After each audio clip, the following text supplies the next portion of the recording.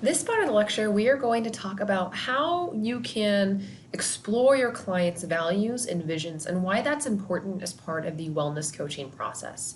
So, in previous lectures, we've briefly gone over why values are so important. And it's really important for us as coaches to understand not only our values, but also our client's set of values.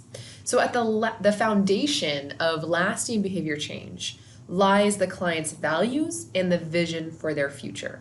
So, as coaches, we want to help our clients explore their motivations, their desires, and their personal reasons for change. And the better we're able at getting that information, the more likely we're going to help our clients have this long lasting behavior change. So, we can explore our clients' values by guiding them through kind of this process that's open-ended questions, and it's really kind of open and kind of safe for our clients. And so one of the first things that you can do with your clients is kind of just ask some of these kind of basic big picture questions of what matters the most to you and what would you say are the rules that you live by? Or if you were to write a mission statement describing your goals and purpose in life, what would you write? And so my guess is that many of you haven't really paused and thought about these questions yourself. And so one of the things I really encourage you all to do is before you actually start practicing as a health and wellness coach, you start doing some of this stuff with your own self, right? So that you can have improved self-awareness. So it's important that we kind of open up with our clients and ask some of these big picture questions so that we can better understand their values and guiding principles for the coach and client relationship. So the coaching experience really allows the client the opportunity to envision what's possible for them moving forward, regardless of what has happened in the past. And so while it's important in the beginning stages to kind of understand what they've done in the past, successes and failures like we previously talked about, what we then want to focus on for the rest of your time with your client is really establishing this vision for the future. And so there's this term called appreciative inquiry. And essentially what that means is that as humans learn to connect to one another, so using inquiry, so getting to know them, questions, and then dialogue, a discussion about what's important to them. So as humans get to know one another and connect with one another, we can shift our attention and actions away from problem analysis to rather really just lifting up those really important ideas that are going to help be productive and helpful for future change. So it's up to the health coach to make sure that they're comfortable really understanding that we don't know what's best for our client. We might have some ideas, but we really don't know what's best for our client. Instead, we're exploring with our client what the possibilities are, and then it's up to our client to establish what's best for them based on their own current vision for their future. And so where the coach comes into play is this kind of evoking motivation. And if you remember this term evoking, you've heard this before in previous lectures when we've talked about motivational interviewing. And evoking is really our process of trying to get some information out of our client, trying to evoke some of this more change talk, right? So evoking empowers our clients to make arguments for change by strategically responding to sustained talk and change talk. And again, this is involved in the MI process. So how can we do this? Well, we employ skills to effectively recognize and respond to sustained talk and change talk. And as a reminder, sustained talk includes things like them talking about barriers that they have, challenges that exist, and or reasons why they're currently doing what they're doing.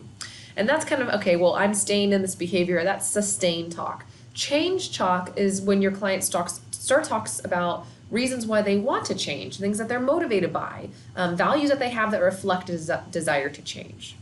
So it's really critical, and it's a critical skill for a health coach to be able to develop the ability to recognize this change talk.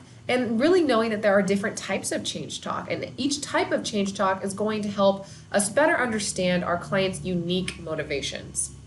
So there was an acronym that was put out by Miller and Rolnick in 2013, and this acronym, or mnemonic, is basically a way to help understand and remember the different types of change talk that exists. And the more you start coaching, the more you will start to recognize change talk when it happens.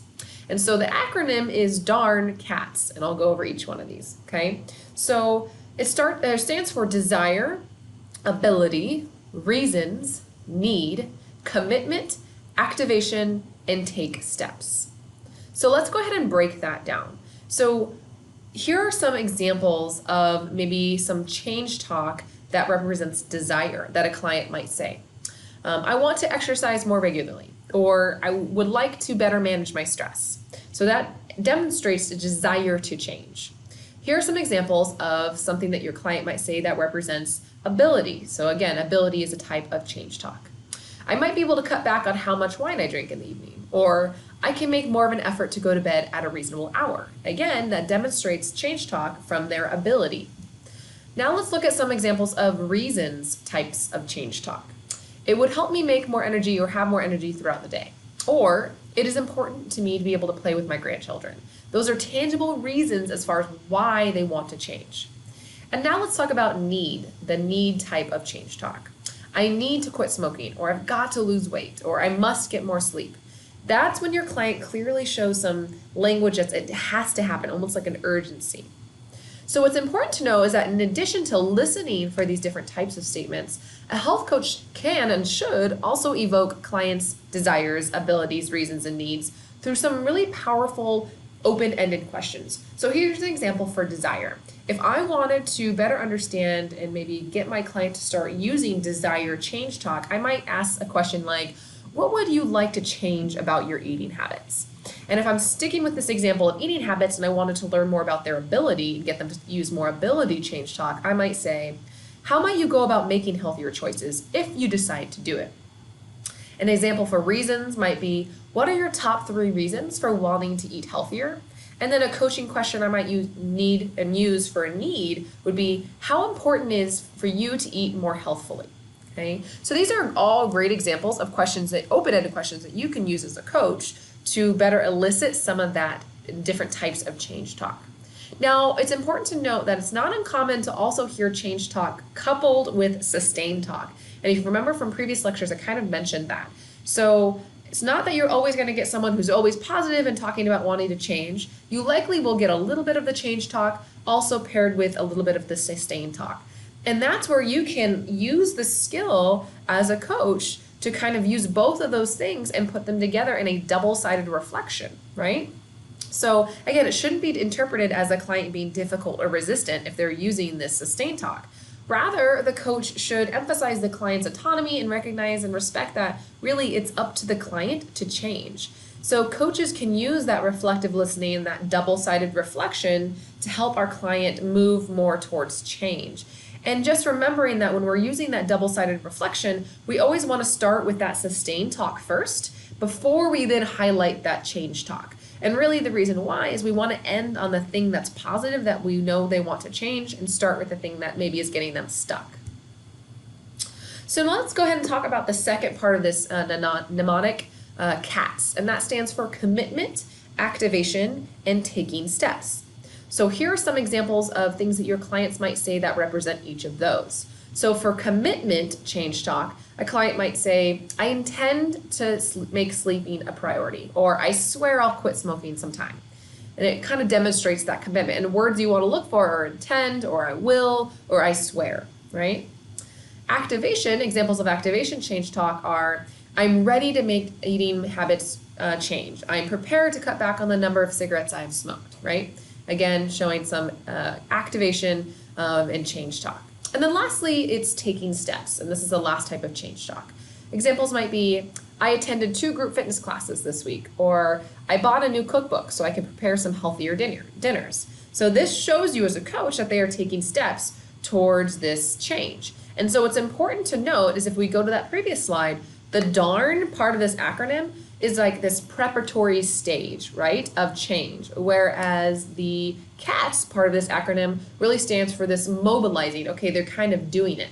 And if you remember your different, theories and models, you can kind of see how this aligns with different stages of the trans-theoretical model.